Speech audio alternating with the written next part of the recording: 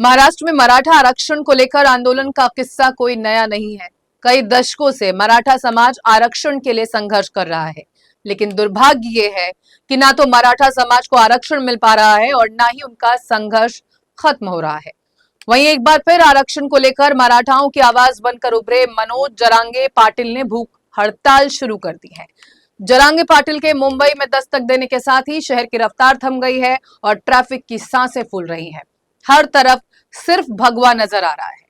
सड़कें आंदोलनकारियों से पटी हुई हैं। हर तरफ आरक्षण की गूंज और मराठाओं की हुंकार है।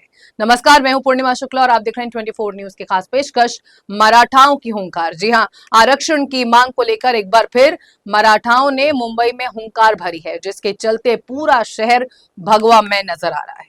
आजाद मैदान से लेकर सीएसएमटी स्टेशन तक मराठाओं का जमावड़ा है। आपको बता दें कि मनोज जरांगे पाटिल की भूख हड़ताल का आज दूसरा दिन है। पहले मुंबई पुलिस ने एक दिन के आंदोलन की अनुमति दी थी, जिसके बाद में एक और दिन के लिए इसे बढ़ा दिया गया। जरांगे ने आजाद मैदान पहुंचते ही अपने तेवर दिखाए। उन्होंने कहा, चाहे गोलियां भी चले, हम पीछे नहीं हटेंगे। मराठाओं का कहना है कि जब तक आरक्षण की मांग पूरी नहीं होगी, तब तक ना तो वो मुंबई से वापस जाएंगे और ना ही आंदोलन थमेगा। एक तो बारिश, ऊपर से त्योहार और अब मराठाओं का जमावड़ा मुंबई के लिए परेशानी खड़ा कर रहा है, या यूं कहें कि शहर की रफ्तार को रोक दिया है। दरअसल हजारों की संख्या में मराठा आंदोलनकारी मुंबई में मौजूद हैं, जिसके चलते शहर की परिवहन व्यवस्था चरमराई हुई है। मुंबई के ईस्टर्न एक्सप्रेसवे पर भीषण जाम है। वहीं सीएसएमटी रेलवे स्टेशन के अंदर और बाहर आंदोलनकारियों की भीड़ ने मुंबई की परेशानी और बढ़ा दी है। पुलिस लगातार उनसे बातचीत कर रही है, लेकिन आंदोलनकारी मानने को तैयार नहीं है। सीएसएमटी और उसके आसपास के इलाके में लगातार मराठा आंदोलनकारी प्रदर्शन कर रहे हैं। इस दौरान पुलिस से उनका टकराव भी हुआ है।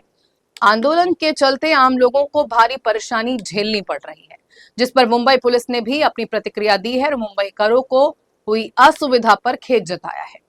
आपको बता दें कि शनिवार की सुबह से आंदोलनकारी सड़कों पर उतरे हुए हैं, जिसके चलते जाम जैसी स्थिति बन गई है। हालांकि मनोज जरांगे पाटिल ने समर्थकों से अपील की है कि सड़कें जाम ना करें और यातायात सुचारू रूप से जारी रखने के लिए मुंबई पुलिस का सहयोग करें। पुलिस ने मुंबई की रफ्तार को बरकरार रखने और किसी भी परिस्थिति से निपटने के लिए बीएमसी मुख्यालय, आजाद मैदान और सीएसएमटी स्टेशन के पास रैपिड एक्शन फोर्स की टुकड़ियों को भी तैनात कर दिया है। वहीं मराठा आरक्षण आंदोलन के नेता मनोज जरांगे ने मुंबई के ऐतिहासिक आजाद मैदान में शनिवार को दूसरे दिन भी अपनी अनिश्चितकालीन भूख हड़ताल जारी रखी और घोषणा की है कि जब तक समुदाय की मांगे पूरी नहीं हो जाती, वो पीछे नहीं हटेंगे।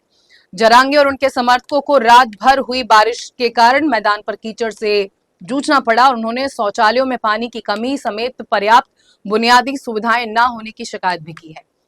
इस दौरान आजाद मैदान के आसपास के होटल और खाने पीने की दुकानें बंद हैं। प्रदर्शनकारियों को पीने के पानी के लिए भी संघर्ष करना पड़ रहा है, इसलिए मनोज जरांगे ने सरकार को चेतावनी दी है।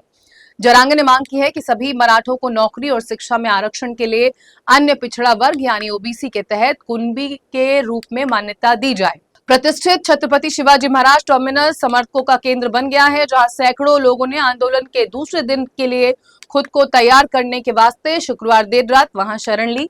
ये विशाल रेलवे स्टेशन, जो मध्य रेलवे का मुख्यालय भी है, वहां पर कई प्रदर्शनकारियों ने बीएमसी पर शौचालय की सुविधा और पानी की आपूर्ति सहित अन्य सुविधाएं उपलब्ध नहीं कराने का आरोप लगाया है। इसके अलावा कई आंदोलनकारी अपने वाहनों में ही रात भर बैठे थे। उन्होंने वाहनों में ही रात बिताई। हालांकि सीनियर वकील गुणरत्न सदावर्ते की महाराष्ट्र पुलिस के महानिदेशक, मुंबई पुलिस आयुक्त और वरिष्ठ पुलिस निरीक्षक आजाद मैदान स्टेशन में शिकायत की। शिकायत में दावा किया गया है कि मराठा आंदोलन मनोज जरांगे और आंदोलनकारियों ने तय की गई शर्तों और नियमों का पालन न करते हुए आंदोलन किया। इसी आधार पर जरांगे के खिलाफ मामला दर्ज कर उनकी गिरफ्तारी की मांग की गई है। हालांकि मनोज जरांगे पाटिल ने मुंबई पुलिस ने कई आश्वासन दिए, जिसके मुताबिक आंदोलन में शामिल कोई भी व्यक्ति लाठियां, आग्नेयास्त्र, भाले, तलवारें या अन्य हथियार अपने साथ नहीं रखेगा। कोई भी व्यक्ति उकसाने वाले भाषण या किसी भी समूह के बीच वैर भाव पैदा करने वाले भाषा का उपयोग नहीं करेगा। आंदोलन के दौरान सार्वजनिक संपत्ति को नुकसान, सरकारी कर्मचारियों पर हमला या आगजनी जैसी कोई भी गतिविधि नहीं होगी। सभी प्रतिभागी पुलिस के कानूनी निर्देशों का तुरंत पालन करेंगे। किसी भी धर्म या वर्ग का अपमान नहीं किया जाएगा और धार्मिक स्थलों या पवित्र वस्तुओं को नुकसान नहीं पहुंचाया जाएगा। आंदोलन स्थल से जुलूस निकालने की कोशिश नहीं होगी और पुलिस की सभी हिदायतों का पालन किया जाएगा। अनुयायियों को नियंत्रण में रखने की जिम्मेदारी मेरी और आयोजकों की होगी। इसमें विफल रहने पर मुकदमा दर्ज किया जाएगा। एफिडेविट में लिखे गए सभी नियमों का पालन किया जाएगा और पुलिस को पूरा सहयोग दिया जाएगा। आपको बता दें कि मनोज जरांगे जालना से बुधवार को मुंबई के लिए निकले थे। उन्होंने 29 अगस्त को मुंबई आजाद मैदान में अनशन शुरू किया। जरांगे ने घोषणा की है कि जब तक समुदाय की मांगे पूरी नहीं हो जाती वो पीछे नहीं हटेंगे। उन्होंने चेतावनी भी दी है कि हम अपना हक मांग रहे हैं और ये आखिरी लड़ाई है। अगर सरकार शिक्षा और नौकरियों में मराठा समुदाय के लिए आरक्षण की मांग पर फैसला लेने में देरी करती है तो अगले 2 दिनों में पानी पीना बंद कर देंगे। हालांकि महाराष्ट्र के मुख्यमंत्री देवेंद्र फडणवीस ने कहा कि राज्य सरकार मराठा समुदाय के मुद्दों को हल करने के प्रति सकारात्मक है यदि वो सामाजिक और वित्तीय प्रकृति के हैं और राजनीतिक आरक्षण से संबंधित नहीं है।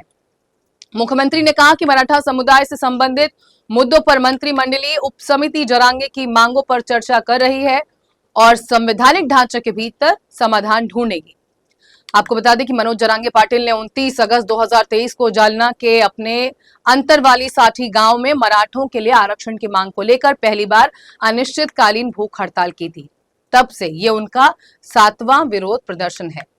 जरांगे ने 2024 के महाराष्ट्र विधानसभा चुनावों से पहले कई विरोध रैलियां और भूख हड़तालें भी की हैं। 20 फरवरी 2024 को एकनाथ शिंदे सरकार ने मराठों को 50% की सीमा से ऊपर 10% आरक्षण देने के लिए एक विधेयक पेश किया।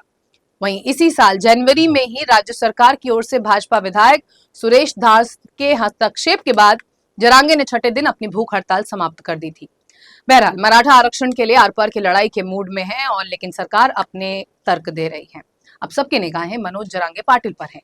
वहीं देखना यह दिलचस्प होगा कि आरक्षण को लेकर शुरू हुआ ये आंदोलन कहां जाकर थमता है।